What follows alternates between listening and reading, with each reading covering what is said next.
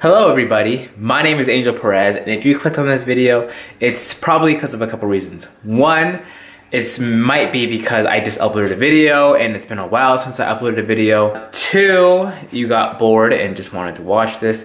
Or three, you're probably in college and you're thinking about getting a third gen Tacoma, or even in fact maybe just a newer vehicle from a dealership. So this video will kind of go around that question or that idea. More particularly with a Toyota Tacoma, because that is what I have. I just recently graduated from a four-year university, but I've had my Tacoma for over a year. That behind me is my Toyota Tacoma. So this is a 2018 SR5 Toyota Tacoma 4x4, obviously. But yeah, as you can see, it's black. It's got Firestone tires. Just everything is basically stock on this, and I'll explain why. It still has all the chrome stuff on it. A lot of people don't like the chrome. I don't like the chrome. I'm still trying to, get rid of it. But the only thing different about this that I have done so far is, one, I took this plastic little fender thing that was down here. I took that off because I noticed that on the TRD or the off-road packages, they didn't have that. Either that or they took it off, and now it looks like not an SR5 if you look at it from far away. So I'm gonna give you all a quick demonstrations of what I've done so far to the truck. I've had it for over a year. It will kind of help explain a little bit more when I go into detail about how to go about owning a brand new vehicle while in college, or at least leasing one out, or doing monthly payments and stuff like that. So just a quick tour inside. Again, this isn't like a show my vehicle, it's just kind of to explain more in detail of how I went about being able to own this my last year at university. So nothing big in here. Only thing I did basically was the LED. I didn't like the little yellow lights. I also did it up here too, the LED. Everything else in here basically is stock, except for like these seat covers. I got them from Costco. This I got from my old truck. A lot of this stuff I just brought over from my old truck and put them in. Same stock, everything. In the back, again, nothing new. I did have these mossy oak seat covers, but my dog peed in my vehicle. And I got super frustrated that I didn't think about, I could just wash them, but I threw them out. I threw out the bottom part anyways. And I got this from, I think it was from Ross. It was like $6-7 from Ross. It's just a regular dog cover type thing, because I do have a dog. The other change that I've done outside is I put LEDs in the back of these reverse. And that's about it. Also, for my key, it's still the basic, a lot of people change the things on it, lighting, all the same. It's still the halogen bulbs. As you can tell, it still has the chrome and all that kind of stuff. So I'm gonna go inside and I'm gonna go more in depth about how to own, I guess, a brand new vehicle while still, going to school, working part-time, all that, heebie-jeebie type stuff. So I'll see you inside. More in depth about how I went about owning a brand new vehicle my last year at a university. Just to give you all a clarification of where I went to. I went to Washington State University here in Washington, located in Pullman. Maybe you can get a rough estimate about like tuition and stuff. I paid in-state, so luckily I didn't have to pull out too many loans. So there's that one aspect. First, it all might depend on where you go to school. If your tuition is pretty high and you're pulling out a lot of loans, I would not suggest pulling out another loan for a vehicle or doing payments for a vehicle. Second thing that I did was I made like a spreadsheet in my head. I probably could have done it, oh, getting a phone call. Hold on. That was my sister. FaceTime didn't work, so should probably call again. Where was I? Oh yeah. I made like a little sheet in my head. I calculated on my calculator. It probably would have been a lot easier if I actually did like an Excel sheet or if I just wrote it down. But basically this sheet is going to map out your financial income. So I read this book called How to Get Rich. It was an audiobook. It really helped me with, financial stuff before I even thought about getting a vehicle. I wasn't even thinking about getting a vehicle to begin with. But it really helped me, think about money a different way. So in that book, it talks about before you decide anything, make sure you know how much money you bring in and how much money you spend. So your fixed income and your fixed expenses. So for example, a fixed income would be if you got an allowance. I don't get an allowance. A fixed income would be if you have a part-time job. I had a part-time job. And when I say fixed is, I could 100% say that I would work at least 10 hours a day, 10 hours a week. Depending on the semester, I might get, 19 hours, 15 hours, but I knew for sure at my job, I would work at least 10 hours a week. So with that being said, I calculated about how much I would make minimum a week, and then 2 weeks, and then 3 weeks per week, and how much I would make a month, minimum. All right, so I started with that number. That's my fixed income. Next is my bills that I had to pay. So my phone bill, my insurance for my last truck that I had, and then a minimum of gas. Again, depends on the gas prices, but you just want a minimum. With that being said, I was able to know how much money I had left over for, food, books. Luckily my last year I didn't have to buy any books, so that's one thing to consider if you have to buy books, and they're required. Luckily mine weren't, but that was literally the biggest thing that helped me decide getting, or at least being able to afford a 2018 Toyota Tacoma 3rd gen. So when I went into the dealership, I'll tell you another story. This kind of also helped me. When I went into the dealership, I wasn't looking to get a brand new vehicle, but long story short, I was able to get that truck for monthly payments that I could afford to make based on where I was working. So where I was working, I was able to make over how much money I would have to spend a month to pay for that vehicle. So I was like, okay, that's perfectly fine. I had to do some talking with them, to get it to go lower and lower and lower. But ultimately, I'm going to own that vehicle. The last truck I had for about 6-7 years.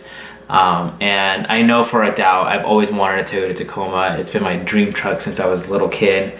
So I don't care if I have to pay off that truck for the rest of my life, because I'm going to have that truck for the rest of my life. So that's another thing to consider. If you're thinking about, maybe not having that vehicle for after 8 years, then maybe don't do it. But I know, I don't care if there's like a brand new 4th gen, a 5th gen, whatever, down the road. I've always wanted to own a Toyota Tacoma, regardless whether it was 1st, 2nd, or any type of gen. It's my dream truck. So anyways, the payments that I was able to talk them down to, I could afford to make those payments. Second, I was also able to keep my original truck. With that, I was able to sell the truck. This plays a big part. I was able to sell that truck, and the money that I got from that truck, I paid. So this is during the summer. This is before my senior year of college. So I was able to, with that money, pay my entire year's rent of where I was going to be living that school year. And luckily I moved to a different apartment where the rent was about $100 cheaper from where I was previously living a year before. So that also helped save me some money. But again, that money that I got from my old truck, a part of that went into paying for my last year of living here. Another part went into groceries. Another part also went into, since I have a dog, paying for his medication. So if you have a dog, if you have animals, make sure to account that for fixed costs as well. The food, the bills. Luckily, at my school, we have a teaching hospital. So when it comes to paying bills for shots and medications, all that, we get a student discount. So if your school offers that, be sure to take advantage of that. I had money left over. With that money left over, I started paying, I started paying the monthly payments that were required for the truck to get a head start. And anytime I have a good amount of money saved up, I spend it on the truck, because, and the reason for that is, there might be a month where work isn't that great. There might be a month where I get injured and I can't work, or there might be a month where the money that I am supposed to have, a fixed income, doesn't come in. But I have that cushion because I paid earlier, or I paid in advance, to help me with that. You should also do that with your homework. It helped me a lot my last semester. Anyways, and then insurance, all that kind of stuff. Luckily, the insurance that I was with, I've been with since I was, I got my learner's permit and all that kind of stuff. So I've been with them for a long time, and I've had no tickets, speeding tickets, all that kind of stuff, except for this last year. I got my first speeding ticket, which sucks. But anyways, besides that, again, deciding where you go to school, that plays a big factor, because if you're out of state, it's going to be a lot of money. If you're in state, that helps. Maybe your school isn't too expensive. Second is making a spreadsheet. This is probably the biggest thing. This should probably be move to number one. This is the biggest thing that will decide if you should get a vehicle, third gen, or just a new vehicle, your senior year of college.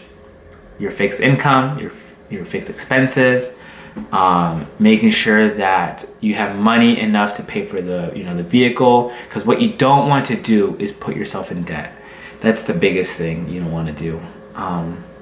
And then luckily enough, my last semester I was able to bump up my hours at work. So again, that gave me more cushion. The last thing that actually will help you a lot too. So the reason I gave a demonstration of the vehicle is because, if you've noticed, I've had that vehicle for an entire year and it's still stock.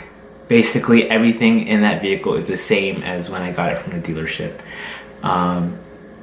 And that will help you a lot. Luckily, I told myself, because the previous vehicle that I had, anytime I got money that I could spend on it, I would spend on it. Like, I got headlights, I put a new exhaust in it, air filter, tires, wheels. I just went ham on that truck because they're like toys to me. And if I didn't say what I said, the week after I bought the vehicle, that vehicle would look a lot different, or I may not even have it. But I told myself I will not make any drastic modifications or changes that cost over $100. So as I showed you, the removal of that weird flappy panel, that cost $0. The toolbox for the vehicle cost $20. The LED little lights that I could put in the map, the whatever visor lights, the license plates, that was from like Amazon. That was like $20. The dog cover type thing, that was like $8 from Ross. So these changes that I've made to the vehicle have not been major changes. Have I had money to big changes? Yeah, I've had enough money to buy new headlights. I've had enough money to buy a new taillight. Not enough to buy a new exhaust, I wish. Not lift it, tire, all that awesome stuff. But the money that I did have, I used it to pay an extra month in advance for the payments.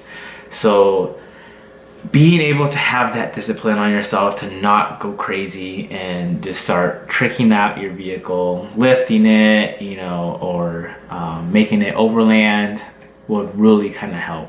So all those factors really helped me own my last year at a four-year university, 2018 Toyota Tacoma, the third gen. My dream truck since I was probably 5 years old, 6 years old. I remember just seeing, the first gen. Again, based on your school, all that kind of stuff. Second, and the biggest thing, make a spreadsheet, friends. Make a spreadsheet of how much money you bring in, how much money you spend out, what your bills are gonna be like. have some money left over for like emergencies. If you can work extra hours, you know, do that. If it's not going to affect your school, because that's the biggest thing. Don't let it affect your school. Yeah, make a spreadsheet. Find ways to save money. If you don't have to drive, don't drive. Ask your friends to drive. I know it's going to be tempting to drive because it's your, you know, brand new vehicle and it just feels so great. I'll never forget the first time I got into it and I drove it back to the apartment. It was awesome. But those 3 things, and don't trick out your vehicle immediately once you get it. Do like 2 years or a year. I did a year. I'm not making drastic changes to it. Nothing over $100. So all those 3 things really helped me have a 2018 3rd Gen 2 Tacoma, my senior year at a 4-year university. I was able to make the payments for the vehicle. I was able to pay my insurance, and I was able to pay the monthly rent here at my apartment, and I was able to go to school. I, you know, graduated and everything, best, you know, GPA this past semester, involved in the community and all that great stuff. So be sure to take all those into consideration if you're thinking about getting a vehicle while you're still in college. Hope this video helped out. Be sure to keep checking my YouTube channel because I'm going to be making more videos now that I have so much free time. I'm not going to have to go to school anymore. And yeah, just an average day and an average life of me. So I'll see you all in the next video, and as always, take care.